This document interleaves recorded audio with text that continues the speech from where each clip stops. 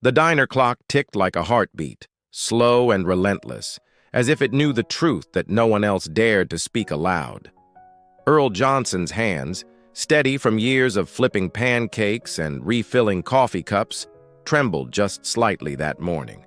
He caught it, that subtle quiver, and clenched his fist around the rag he'd been using to wipe down the counter. Outside, Main Street of Maplewood looked as ordinary as ever. The white-painted porches, the parked Chevrolets, the American flags fluttering in the August breeze. But Earl could feel the storm pressing in, invisible yet suffocating. He had lived long enough to know when silence was too heavy, when eyes lingered too long, when smiles carried sharpened edges. Something was coming. And this time, Earl suspected, the walls of his quiet life would not be strong enough to keep it out. Earl Johnson had lived in Maplewood, Alabama, for nearly all of his 52 years. To some, he was just Earl the cook, the man who owned Johnson's Diner at the edge of town. The diner was a squat building with peeling red paint and a flickering neon sign that promised hot coffee, fresh pies. It was open from dawn until the streetlights flicked on, and to many townsfolk, it was more than a place for breakfast. It was a gathering ground, a bulletin board, a stage where daily gossip was served alongside hash browns. Earl never minded that role. He had long ago decided that a man S worth was nor T, measured by the shine of his shoes or the weight of his wallet, but by the steadiness of his hands and the dignity with which he met the world. He worked hard, he paid his bills, he kept his diner clean, and he treated every customer with respect, even those who didn't return the courtesy. Maplewood wasn't unkind to him, at least not in the way cities could be, but neither was it welcoming. Earl's skin marked him, as did the diner he owned. White customers came, yes, because Earl's cooking was unmatched and his coffee never burned. But some of them left their coins on the counter without looking him in the eye. Others kept their laughter too loud, their voices too sharp, reminding him he was tolerated but never embraced. Still, he endured, for in the back of the diner, behind a worn curtain, lived the one thing that made the long days worth it: a small photograph of his son, Calvin. Calvin Johnson had left Maplewood 5 years ago, straight into the arms of the U.S. Army. Earl had been proud, terrified, and hopeful all at once when his son boarded the bus in uniform. The boy had written letters whenever he could, careful not to let the edges of war stain his words too much. He wrote about the heat, the sand, the weight of his pack. But he also wrote about loyalty, about the brothers he had found in the platoon, about honor. Those letters were Earl's lifeline. Each one, folded neatly in the drawer under the counter, was proof that his boy was still alive. The townsfolk spoke Calvin's name with mixed tones, some with genuine pride, others with a forced admiration that didn't quite mask their disbelief. "A black soldier serving his country," they'd murmur. Earl heard it, but he didn't let it touch him. Pride was stronger than doubt. That morning, though, pride was not enough to push away the unease. Earl could sense it before the first customer even walked in. The air carried a charge, as though the town itself was holding its breath. The bell above the diner door jingled sharply at 8:30. Sheriff Murdoch stepped inside, the wooden floor creaking under his boots. Murdoch was a broad man with a belly that strained against his khaki shirt, but his size didn't make him slow. His eyes were quick, restless, always searching for a weakness to latch onto. The badge on his chest gleamed like it had been polished just for intimidation. To Earl, it always seemed less a symbol of law and more of ownership. "Morning, Johnson," Murdoch drawled, pulling out a chair at the corner booth.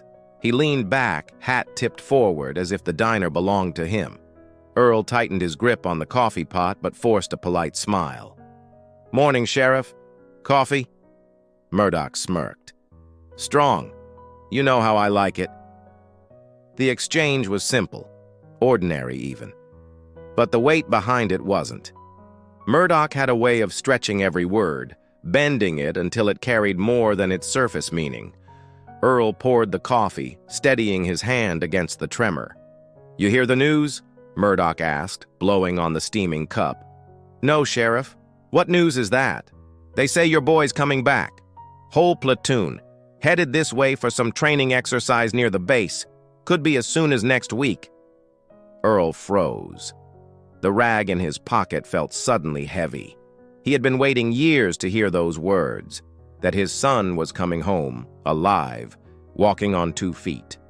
Joy should have erupted in him, but the way Murdoch said it, with that sly curl of his lip, turned the moment sour. "That's so," Earl said quietly, almost to himself. "Mm-hmm," Murdoch replied, sipping the coffee. "Town'll be real interested to see how they behave. Soldiers can get rowdy, you know. And, well, some folks ain't too sure about your boy's kind being back here in uniform. Folks forget themselves when they see a colored boy giving orders." The words slithered across the booth, sharp as barbed wire. Earl met Murdoch's gaze. For a moment, he saw not just the sheriff, but the man who had spent years keeping people like him in their place. And Earl realized, with a sinking dread, that Murdoch wasn't warning him. He was promising him. The sheriff drained his cup, slapped $1 on the table, and rose to leave. "You tell Calvin I'll be watching closely." The bell jingled again as he walked out, leaving the diner heavier than before. Earl stood behind the counter, staring at the door long after it had shut, his heart pounding with a rhythm he hadn't felt in years. The storm he had sensed was no longer on the horizon. It was here. The diner didn't feel the same after Sheriff Murdoch's visit. Earl scrubbed the counter until the wood grain showed raw, but he couldn't erase the sheriff's words. They hung in the air like smoke, clinging to the walls, souring even the smell of frying bacon.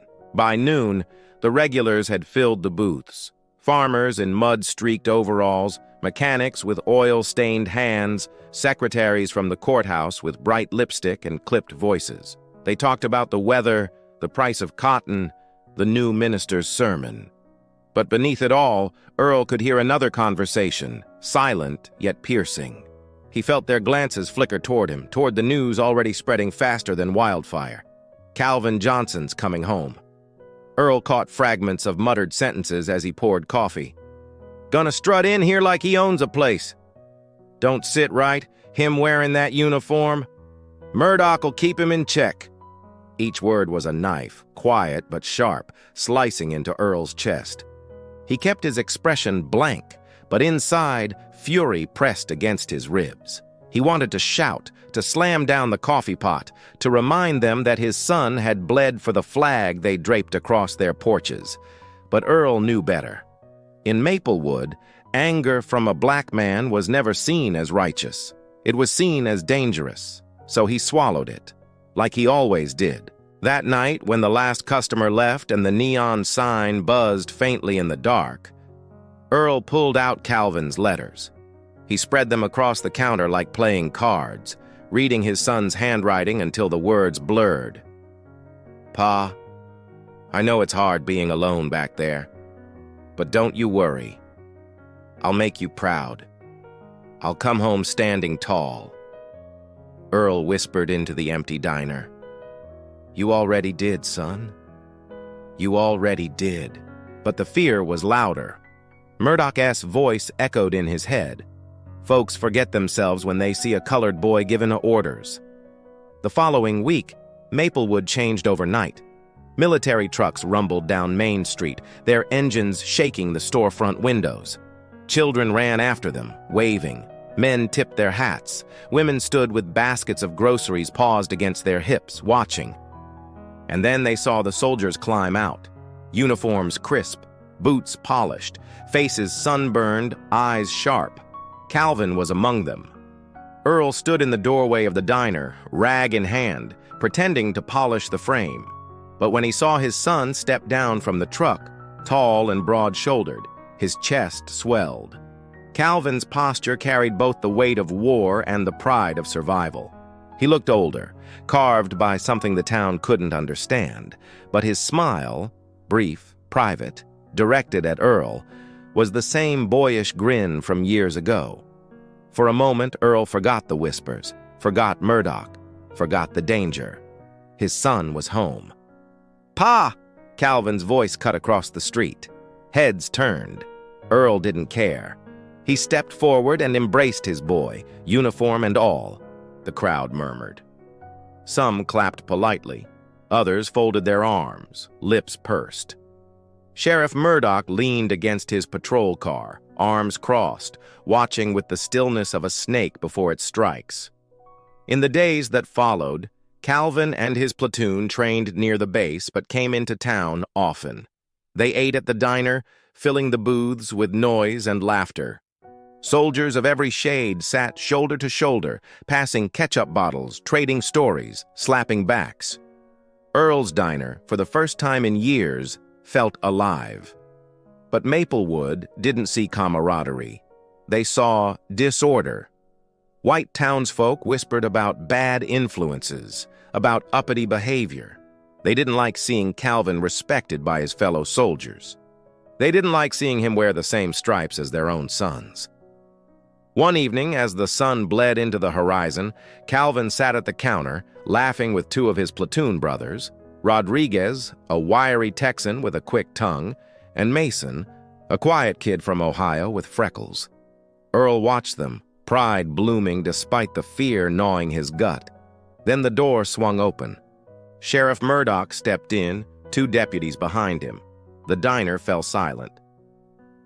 "Well, well," Murdoch drawled, his gaze fixed on Calvin. "Look who's come back to stir up trouble." Calvin's smile faded. He straightened, his posture military sharp. "Evening, Sheriff." Murdoch tilted his head, circling like a predator. "Heard you been telling folks what to do. Barking orders. Forget where you are, boy? This ain't no battlefield. This is Maplewood. And around here, you don't give orders. You take 'em." The words cracked across the diner like a whip. Rodriguez muttered under his breath, "Man, what's his problem?" Calvin's jaw tightened, but his voice stayed calm. "With respect, Sheriff, I've been serving this country, same as any other soldier. I don't forget where I am, but I won't be disrespected in front of my men." A hush fell. Every eye was on them. Murdoch's smile was thin, dangerous. "Careful, son. Folks might think you believe that uniform makes you equal." Calvin rose slowly, towering over the sheriff. "No, Sheriff. I know it makes me a soldier, and soldiers don't bow." Gasps echoed. Earl's heart thundered. He could see Murdoch's hand twitch toward his belt, where his holster gleamed. "Calvin," Earl whispered sharply, but it was too late. The sheriff leaned in, his voice low but venomous. "You just made yourself a marked man." He turned on his heel, deputies following. The bell jingled violently as the door slammed behind them. The next days were poisoned. Some customers stopped coming to the diner. Those who did came with eyes full of warning or pity. Earl overheard conversations outside, voices carrying through the thin diner walls. "Sheriff won't let this slide. Johnson boy needs to be taught a lesson.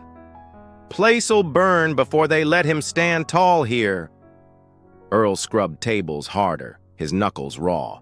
He wanted to beg Calvin to leave, to go back to the base, to stay safe. But when he saw his son sitting with his men, laughing despite it all, he couldn't bring himself to break that spirit. Calvin had earned that pride. Why should he strip it away? And yet, the dread grew.